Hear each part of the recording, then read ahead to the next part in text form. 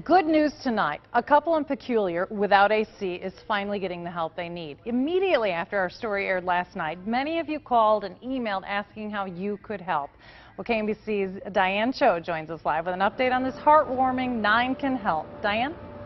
It certainly is, Laura. Today, as temperatures continue to climb into the 90s, the Haney's say they couldn't be more relieved to finally hear the sounds of their AC unit working again. They say they've been absolutely overwhelmed by the generosity of the community and just how quickly people responded to try to help. Last night, we first introduced you to the couple dealing with a broken air conditioning unit since last fall. They haven't been able to afford to fix it, so they've been sweating it out in their home these last couple of days.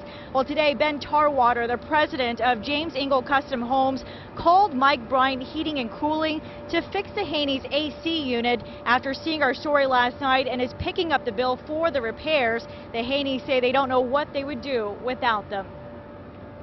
Everything's changed. We'll be able to sleep tonight. Don't have to wait till midnight when it cools off to go to sleep.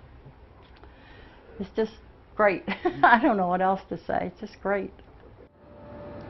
And we're told the Haney's AC unit actually had several leaks in it. It was in pretty bad shape, but they were able to fix it temporarily. In the meantime, they are planning to have the entire unit replaced as soon as possible. Reporting live in Kansas City, Diane Cho, KMBC 9 News. Great news. Thanks, Diane. If you have a consumer issue you are trying to get resolved, 9 Can Help.